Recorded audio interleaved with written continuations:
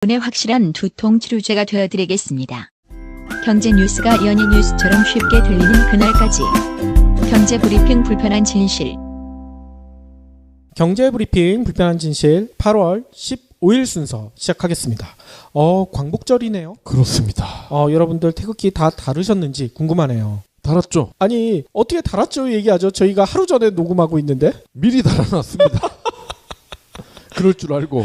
그럴 줄 알고 미리 다르셨나요? 아무튼요, 광복절에 대한 의미가 다들 다르게 다가올 것 같은데요. 저는 이게 기억나더라고요. 혹시 어제가 무슨 날인지 기억나세요? 8월 14일. 14일이요? 예. 월요일 아닙니까? 월요일인데 의미가 있는 날이에요. 이 날이 뭐냐면요, 세계 위안부의 날이라고 하더라고요. 어허. 이게 광복절 바로 하루 앞두고 이렇게 위안부의 날을 지정한 것 같아요. 아무튼요, 일본군 위안부 피해자 아픔을 기억하기 위해서요, 전국 곳곳에 평화의 소녀상이 설치돼 있잖아요. 그런데 재미난 게 있다고 합니다. 소녀상을 실은 버스가 서울 시내를 달리고 있다. 이 사실 알고 계셨어요? 저 그거 봤습니다. 맨 앞자리에 소녀상이 앉아있더라고요. 그러니까요. 서울 종로구에 가면 일본 대사관이 있잖아요. 이 대사관 앞에 일본군 위안부 피해자들 아픔을 기억하기 위해서 최초로 만들어진 평화의 소녀상이 있잖아요. 이것과 똑같은 크기와 모양의 소녀상이 버스에 설치되어 있다는 거예요. 달리는 버스라는 특수성과 승객들 안전도 생각해야 될 거 아닙니까? 그래서 이 소녀상은요, 가벼운 합성 수지로 만들어져 있다고 합니다. 아니 그러면 어떤 버스에 설치되어 있을까? 이게 궁금하실 거 아닙니까? 네. 이 소녀상을 태운 버스는요, 151번 이 버스라는 거예요. 이게 강북구 우이동에서 동작구 흑석동 여기까지를 오가는 버스라고 합니다.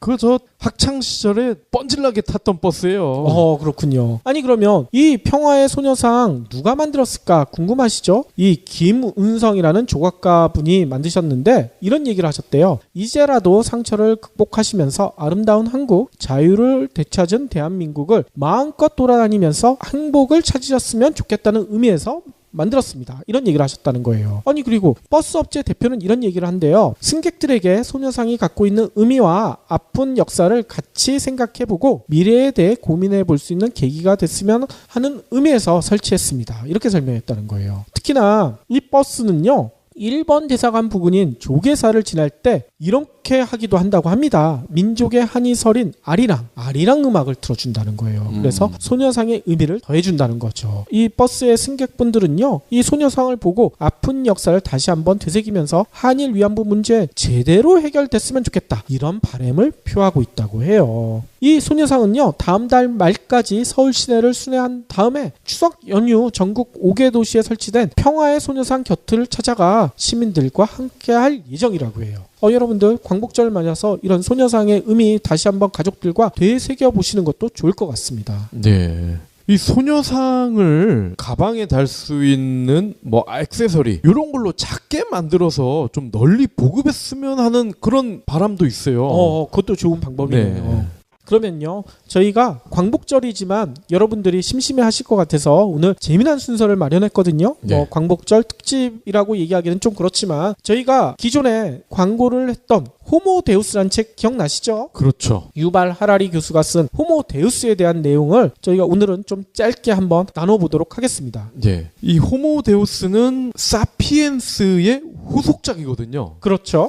그래서 이 책에 띠지라고 하죠. 띠지. 여기에 보면 이런 말이 나와요. 사피엔스는 우리가 어디에서 왔는지 알려주고 호모데우스는 우리가 어디로 가는지를 알려준다. 오호. 되게 매력 있지 않아요? 그러니까요. 우리가 어디로 가는지 궁금할 거 아닙니까? 특히 우리나라 사람들은 미래에 대해서 굉장히 궁금해하잖아요. 그렇죠. 자, 그리고 제가 이 책을 손에 넣기 전에 요즘은 출판사 서평 이런 게 있죠. 그래서 온라인 서점에 들어가서 저는 항상 그 코너를 보거든요. 이런 내용이 적혀 있습니다. 성공은 야망을 낳는다. 인류는 지금까지 이룩한 성취를 딛고 더 과감한 목표를 향해 나갈 것이다. 전례 없는 수준의 번영, 건강, 평화를 얻은 인류의 다음 목표는 불멸, 행복, 신성이 될 것이다. 아하. 즉 인류가 신으로 업그레이드가 된다. 그러니까 신이 이 라틴어로 데우스라고 하는 모양이에요. 그렇죠. 그래서 호모데우스라는 책 이름을 잡은 거죠. 자, 그러면 일단 이 사례를 한번 들어보시길 바랍니다. 급성 우울증에 걸린 환자들을 위한 새로운 치료법이 개발이 됐대요. 보통 우울증 그러면 약 먹는 거, 그죠? 아니면 주사와 같은 약물 치료, 요거를 생각을 하실 텐데, 그렇죠. 환자의 뇌에 전극을 이식을 한대요. 그러면 그 전극을 환자의 가슴에 이식한 작은 컴퓨터와 연결을 한다고 합니다. 그러면 뇌에 이식된 전극이 컴퓨터의 명령을 받아서 약한 전류를 내보내서 우울증에 관여하는 뇌 영역이 있을 거 아닙니까? 그렇죠. 그 영역을 전기로 마비를 시키는 거예요. 적지 않은 환자들이 실제로 이 치료를 받은 다음에 나를 괴롭혔던 공허감이 마법처럼 사라졌다, 이렇게 이야기를 하고 있어요. 그러면 이 환자는 우울증을 치료받은 건가요? 그렇습니다. 자, 그런데요, 이 가운데 한 환자가 이식 수술을 받은 지 몇 달 뒤에 병이 재발을 해서 심한 우울감에 빠진 거예요. 왜요? 그래서 야, 이게 부작용이 있나 하고 다시 진찰을 해봤더니 세상에 컴퓨터 배터리가 닳았던 거예요. 아하. 그래서 배터리를 새 걸로 바꿔주니까 바로 환자의 우울증이 사라졌다는 겁니다. 이런 불치의 병도 호모데우스 시대에는 사라질 것이다, 이런 얘기를 하는 거군요. 그렇습니다. 그러니까 제가 이 사례를 말씀을 드린 건요, 보통 병이라든지 또는 인간이 극복해야 될 어떤 정신적인 문제, 물리적인 문제, 이거 인간이 스스로 노력을 하면 고칠 수 있다. 용기를 내, 힘을 내, 긍정적으로 생각해, 온 우주가 도와줄 거야. 지금까지 우리는 그렇게 알아왔고 위로를 받아왔잖아요. 근데 유발 하라리는 됐고, 그런 건 됐고요, 알고리즘이 당신의 모든 것을 해결할 수가 있습니다. 아하. 이 얘기를 하기 위해서 실제 사례를 가지고 온 겁니다. 그렇군요. 그리고 지금까지는 국가가 민중에게 정치적인 권리를 부여해 왔습니다. 그 대표적인 게 투표 권한이죠. 그렇죠. 근데 유발 하라리는 이것도 굉장히 삐딱하게 보고 있어요. 왜 삐딱하게 보느냐? 그게 대통령이나 총리가 여러분들을 자유의 세계를 만끽하기 위해서 그런 게 아니다. 독재 국가보다는 민주주의, 자유주의 국가의 병사와 노동자들이 더 전투도 잘하고 물건도 더 빨리 잘 만들기 때문이다, 이렇게 설명을 하고 있어요. 민중에게 정치적 권리를 주면 그들의 동기와 정신이 고치가 된다. 그로 인해서 전쟁터나 공장에서 훨씬 더 뛰어난 퍼포먼스를 올릴 수가 있다, 이런 설명입니다. 그렇군요. 이게 살짝 공감이 되지 않으시나요? 그럴 것 같아요. 하지만 21세기, 그러니까 지금부터 앞으로 다가올 미래에는요, 이 사람들이 군사적 가치와 경제적 가치를 잃을 거라는 게 하라리의 진단입니다. 이유가 뭔가요? 두 번의 세계대전에서 우리가 대량 징병을 하지 않았습니까? 그렇죠. 그런데 앞으로 더 이상 이런 대량 징병 의미가 없다는 거예요. 앞으로는 가장 진보한 군대는 첨단 기술에 의존한다는 겁니다. 아하. 무수한 총알바지 대신에 고도로 훈련된 소수의 병사, 더 적은 수의 특수부대의 슈퍼전사, 거기다가 정교한 기술을 생산하고 이를 이용할 줄 아는 소수의 전문가만 있으면 끝난다. 무인 드론, 거기다 사이버 바이러스를 갖춘 첨단 부대가 20세기의 대규모 군대를 대체하고, 장군들은 중요한 결정을 지들이 하는 게 아니라 전자적인 알고리즘의 전권을 위임할 것이다. 아하. 왠지 그럴 것 같죠? 그러니까요, 영화 드론 전쟁이나 이런 데에서 보는 게 현실이 될 수가 있다, 뭐 이런 얘기군요. 예, 극단적으로는요, 저희가 쓰는 이 휴대전화 충분히 기술적으로 도청이 가능하거든요. 그럼 만약에 이 PD님 방송에 불만을 품은 작자가 있어. 그럼 그 사람이 무인 드론을 우리 사무실 앞에 띄우는 거야. 그러면 우리가 밥 먹고 들어왔을 때 무인 드론에서 소리가 나지 않는 총을 샥 발사를 할 수가 있다는 거야. 창문 절대 열면 안 되겠네. 창문 열으나 안 열으나 똑같지. 어차피 총알이 뚫고 들어오니까. 아이고. 아니면 우리가 방탄 유리를 설치를 해야 돼. 뭐 그렇다는 거예요. 21세기 경제의 가장 중요한 질문은, 그렇기 때문에 그 모든 잉여 인간은 무엇을 해야 하는가, 이거라는 겁니다. 이 잉여 인간이 도대체 무슨 의미일까? 모든 것을 더 사람보다 잘할 수 있는 높은 지능의 알고리즘이 생긴다면 우리 인간은 무엇을 할까? 산업혁명이 일어난 이래 사람들은 기계화가 대량 실업을 초래할까봐 두려워했었잖아요. 지금도 우리가 인공지능을 두려워하고 있잖아요. 그렇죠. 근데 의외로 그런 일이 대부분 일어나지 않았습니다. 왜? 옛 직업이 퇴화하면서 새 직업이 진화를 했고요. 무엇보다 사람이 기계보다 잘할 수 있는 일이 항상 있었기 때문입니다. 하지만 안타깝게도 이런 게 자연의 법칙이 아니라는 겁니다. 아하. 따라서 미래에도 계속 그럴 거란 보증이 없어요. 알고리즘이 인간을 직업 시장에서 몰아내면 전능한 알고리즘을 소유한 소수의 엘리트 집단의 손에 부와 권력이 집중된다는 겁니다. 전례 없는 사회적 불평등이 발생하겠죠? 그렇지 않으면 알고리즘 스스로 주인이 될지도 모릅니다. 오호. 5천년 전 수메르 땅 대부분의 소유자가 신이었잖아요. 그렇죠. 상상 속 신들이 땅과 사람을 소유를 하고 있었단 말이야. 그러면 유발 하라리의 주장은 이겁니다. 상상 속의 신도 땅을 소유하고 사람들을 굴렸는데 사람보다 더 똑똑한 알고리즘이라고 해서 왜 땅을 소유하지 못하고 사람을 고용하지 못하겠느냐? 이렇게 반문을 합니다. 아하. 아니 그러면 알고리즘을 숭배하는 뭐 데이터교 뭐 이런 게 나오겠네요. 그렇습니다. 궁극적으로 이 유발 하라리가 설명하고자 하는 것은 바로 데이터교입니다. 그 데이터교를 말씀드리기 전에 이 데이터교가 왜 나올 수밖에 없는지를 조금 설명을 드려야 될 것 같아요.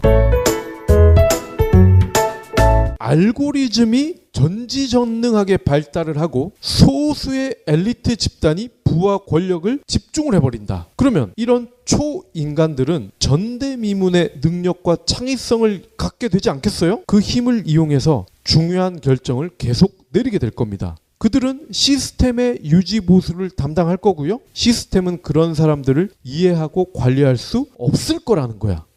이건 마치 모든 사람들의 이 테두리 밖에 있는 사람, 초인간 뭐 이런 개념으로 이해를 하시면 될 것 같아요. 그렇기 때문에 다수의 사람들, 즉 업그레이드 되지 않은 이 다수의 사람들은 컴퓨터 알고리즘과 초인간 양쪽의 지배를 받는 열등한 계급이 될 거라는 겁니다. 데이터교가 뭘까? 우주가 데이터의 흐름으로 이루어지고 어떤 현상이나 실체의 가치는 데이터 처리에 기여하는 바에 따라 결정이 된다. 이렇게 생각하는 사람들이 데이터교의 신봉자입니다. 오호. 인간이 더 이상 막대한 데이터의 흐름을 감당할 수 없기 때문에 전자 알고리즘에 맡겨야 된다. 이렇게 주장을 하고 있어요. 그렇군요. 그들은 인간의 지식과 지혜를 믿지 않고 대신에 빅데이터와 알고리즘을 믿는다는 거죠. 역사 전체를 시스템의 효율을 높이는 과정으로 볼 수가 있다는 것이 데이터 교도와 하라리의 주장입니다. 저도 이 부분이 굉장히 신기했었는데 역사를 어떻게 시스템의 효율을 높이는 과정으로 이해를 했을까? 보통은 뭐 농업혁명, 산업혁명, 정보혁명 뭐 이런 식으로 이해를 하잖아요. 그렇죠. 그런데 이 데이터 교도들과 하라리는요. 프로세서로 한번 우리가 생각을 해보자. 이렇게 설명을 하는 겁니다. 첫 번째가 프로세서의 수를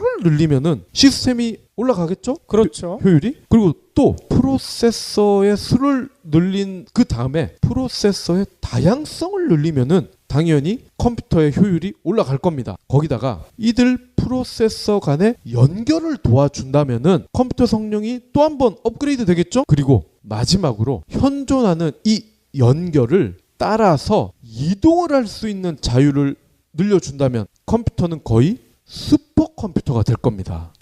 그러겠네요.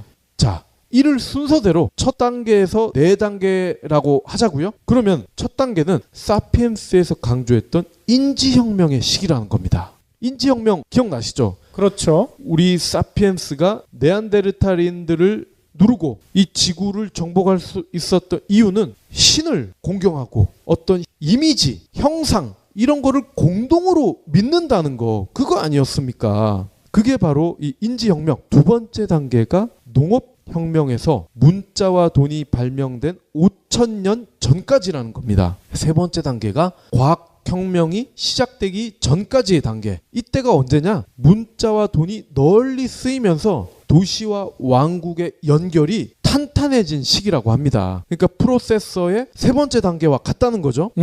그렇군요. 마지막 단계가 컬럼버스 이후에 과학혁명이 시작된 이후 지금까지라는 거죠. 아하. 그러니까 이 프로세서의 연결 플러스 이동의 자유가 거의 무한의 상태로까지 발전을 했다. 그게 현재까지입니다. 그렇군요. 대단하지 않습니까? 이 프로세서와 인류의 발전 단계를 똑같이 보고 이렇게 설명을 하고 있는 거죠. 자, 그러면서 전곡을 찌릅니다. 인간이 닭보다 우월한 점은 정보 흐름의 패턴이 닭보다 더 복잡하다는 것 뿐이다. 이게 좀 설명이 어렵죠? 좀 더 쉽게 설명을 하면요. 인간은 닭보다 더 많은 데이터를 흡수하고 더 나은 알고리즘을 이용해서 그것을 처리한다. 이 설명도 조금 어렵습니다. 가장 쉬운 설명을 해보자면요. 인간이 더 깊은 감정과 뛰어난 지적 능력을 갖고 있다. 이런 뜻입니다. 아하. 그러니까 감정도 풍부하고 닭보다 더 똑똑하다. 그 얘기인데 사실 이게 따지고 보면은 데이터를 우리가 더 많이 흡수를 하고 닭보다 더 나은 알고리즘으로 그 데이터를 처리하기 때문에 우리가 감정의 다양함, 지적 능력의 우월함 이거를 지닐 수가 있었다. 이런 얘기입니다. 그렇군요. 그렇다면은 인간보다 더 나은 알고리즘 시스템은 인간보다 우월할 거고요. 그렇죠? 그러면 이 알고리즘이 우리 인간을 대체할 수 있지 않을까? 우리가 닭을 인간에 비해서 하등하다고 여기잖아요. 그 데이터 처리 능력 때문에 마찬가지로 전지전능한 알고리즘 역시 그들이 우리 인간을 하등하다고 여길 수도 있다는 겁니다. 이거 자칫하면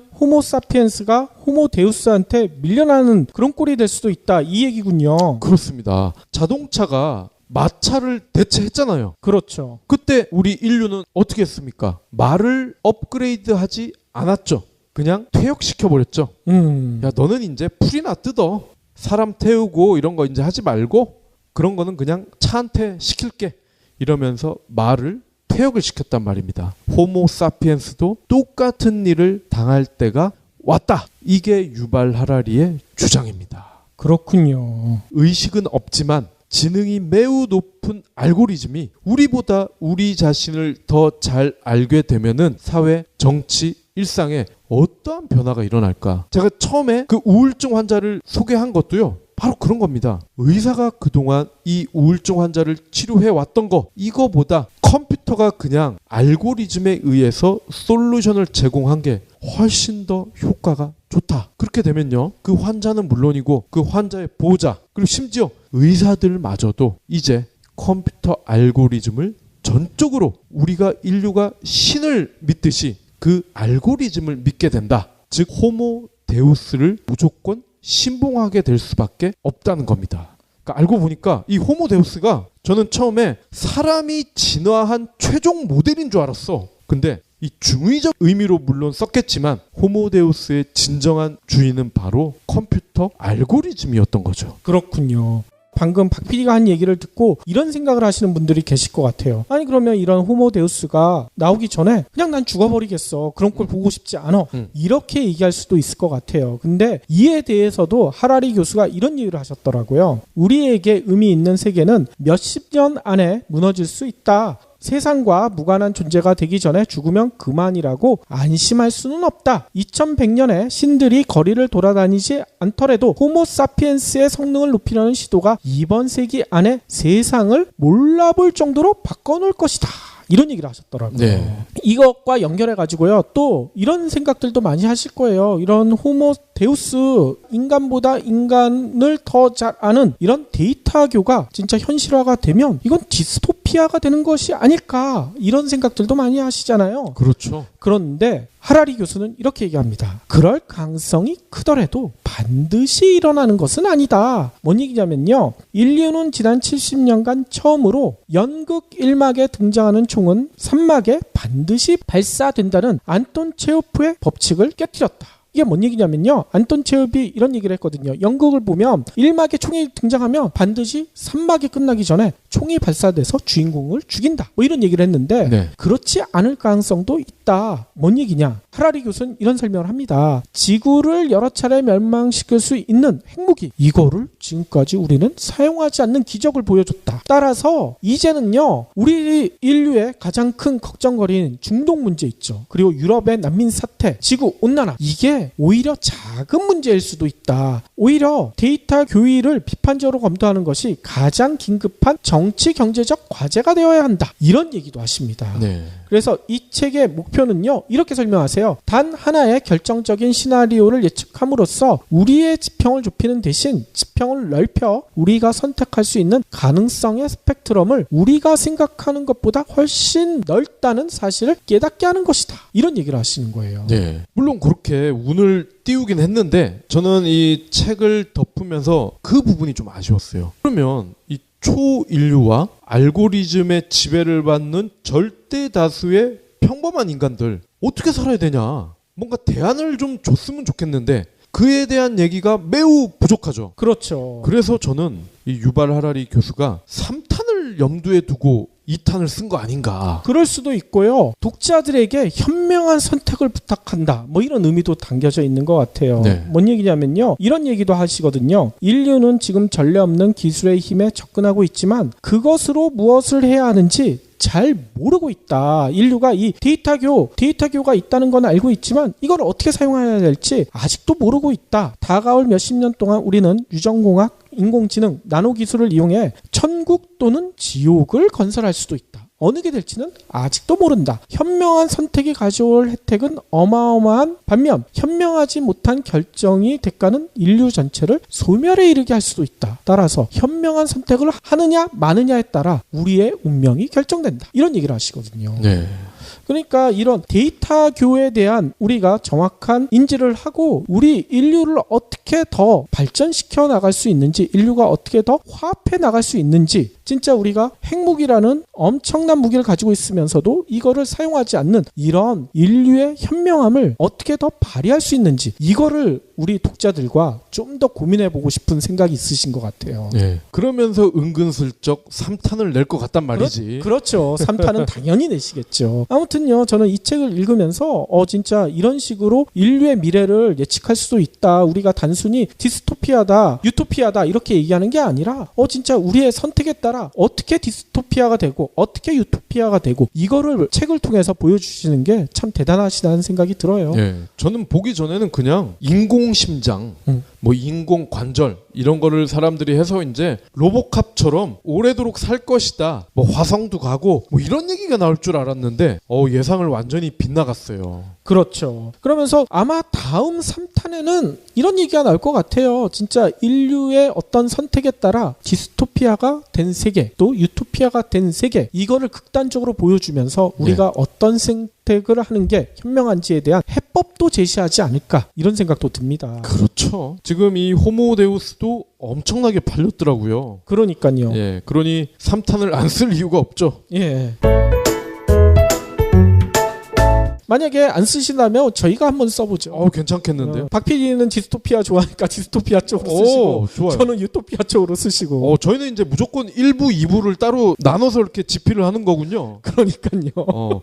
출판은 김영사랑 하면 되겠네요. 저희 첫 책 낸 누가 내 돈을 훔쳤을까를 낸 그 빈티지 하우스에서 뭐라고 하지 않을까요? 그런가요? 우리는 의리를 지켜야죠. 데이터만 쫓지 않고 진짜 인류의 뜨거운 가슴을 우리는 가지고 있어야죠. 김영사에서 소송 걸 것 같은데요? 왜 소송 걸어?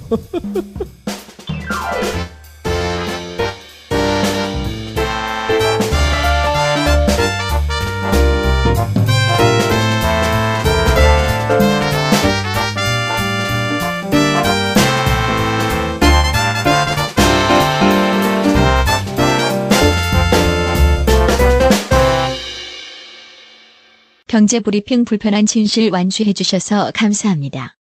하트 투척, 댓글 남기기, 계좌 후원 등 다양한 방법으로 힘을 보태주세요.